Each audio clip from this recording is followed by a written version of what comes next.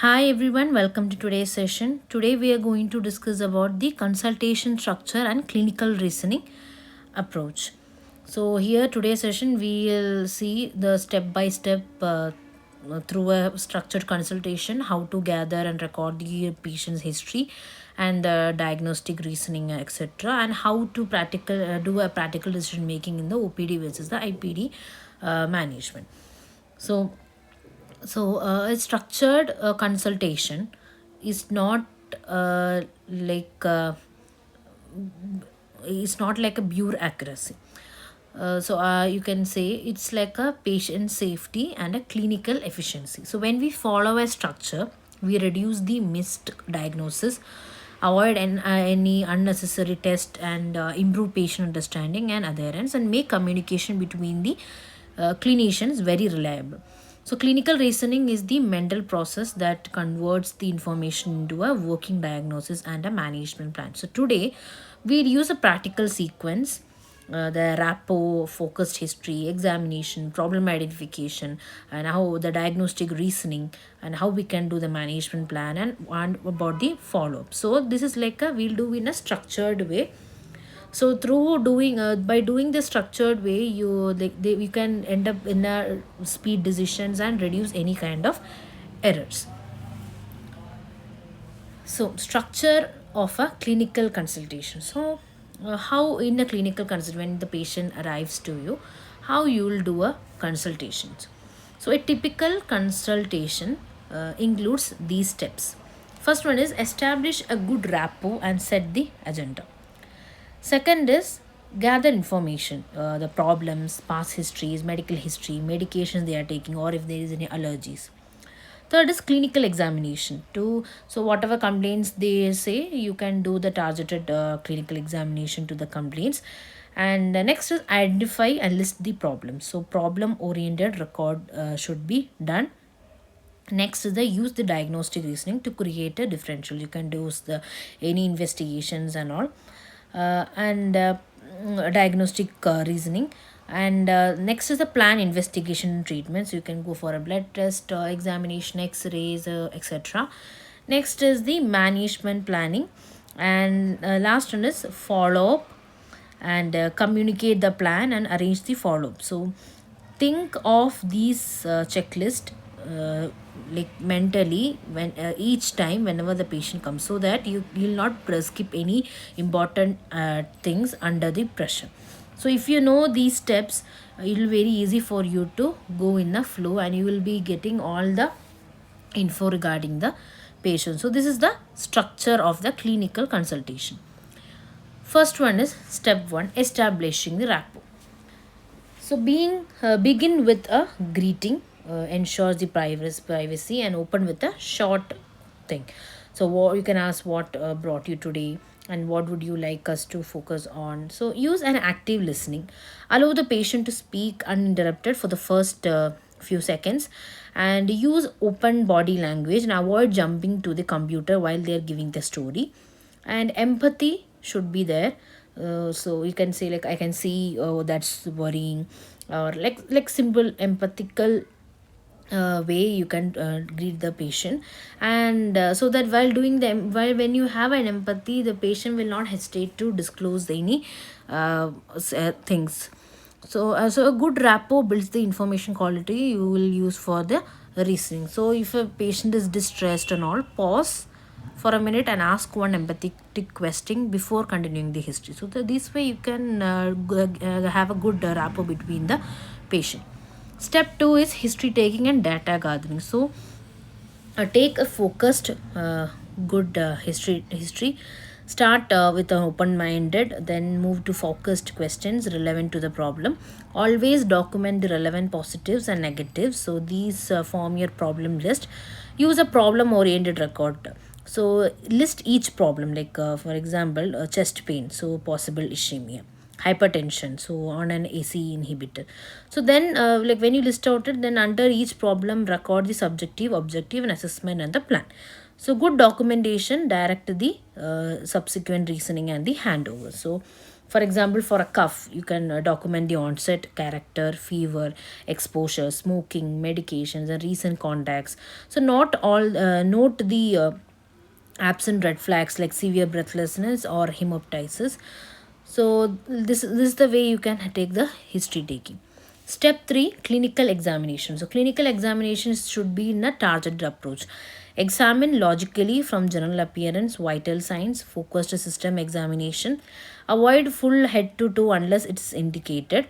Target examination save time for you. So value when based on history, and precisely note the abnormal signs and grade them. For example, crepitations in light lower zone, systolic murmur, and correlate signs with the history to refine the working diagnosis. So if vitals are nor abnormal, stabilize the patient first, then continue the focused examination. That is a clinical tip for you. Next, step 4 is diagnostic reasoning processes. So diagnostic reasoning processes. Now we convert the data into hypothesis. So start by generating a differential diagnosis. List the likely, important, and easily treatable causes. So prioritize using three lenses like probability, severity, and time sensitivity. So how urgent it is. So use a pattern like that for any common conditions, and you can constantly test your hypothesis against the new information. So this is how you can do the diagnostic reasoning process. So if a diagnosis is low probability but high risk, for example pulmonary embolism, include it early and rule it out promptly. So that is the rule here. That is about the step 4. Next, step 5, management planning. So management planning in OPD was the IPD. So it should be like a problem based plan. OPD management, start the symptom control, give clear instructions, arrange the minimal relevant test point to point when possible. Start first line therapy and book early follow. Always provide simple written instructions and safety netting. If such things happens, come immediately. So you can say that. So this is how you can do in management in the OPD level. IPD level, if admission is needed, document the admission, the reasons, the daily goals, coordinate with the multidisciplinary input, initiate the monitoring and necessary treatments, and begin discharge planning early. So communicate the plan early to the nursing staff and also the relatives. For example, if any suspected sepsis is present, then admit the patient, do the blood cultures, start the broad spectrum antibiotics, fluid resuscitation, monitor the lactate and urine output. So this is you can do accordingly. In OPD, for example, if there is any new uncomplicated UTI, then you can go for urine dips test and start oral antibiotic, counsel hydration, and review after 48 to 72 hours. So this is how you will plan the management in the OPD versus the IPD management. Next comes the clinical documentation. Clinical documentation is like you can use this SOAP format. SOP, subjective, objective, assessment, and plan. Subjective is use a reliable documentation framework, patient complaints and history. O is objective, exam findings and investigation result. Assessment is working diagnosis and the differential. Plan is investigations, treatment, follow up, and referrals. So problem oriented records list each problem with the this SOAP entry, and good documentation should be there when you do the clinical documentation and decision making. So when prescribing, write the indication and intended duration on the chart. For example, if you want to prescribe amoxicillin 500 mg TDS for suspected community UTI for 5 days. So you have to write the prescription also in a well centered manner.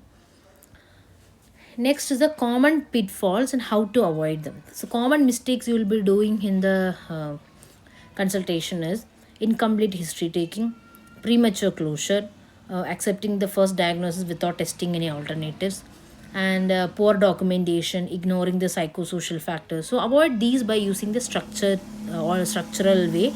Always list the differential and ask what would make this diagnosis less likely, and reflect on the biases like confirmation bias, seeking only data that supports your favored diagnosis, And use a peer discussion for difficult cases, and always document your reasoning when you deviate from the typical pathway. So before finishing a consultation, do a 10-second mental checklist. Did I miss anything? Is the follow up is clear, or did I document the reasons for choices? And so have a practical habit like that, so that you can avoid all this miss thing, avoid missing any such things. So to summarize today's session, structured consultation like rapport, focused history, targeted examination, problem listing, reasoning, and plan. All these things structured way, it produces a better, safer care. Clinical reasoning is also very important, so that it integrates with the knowledge, logic, and empathy.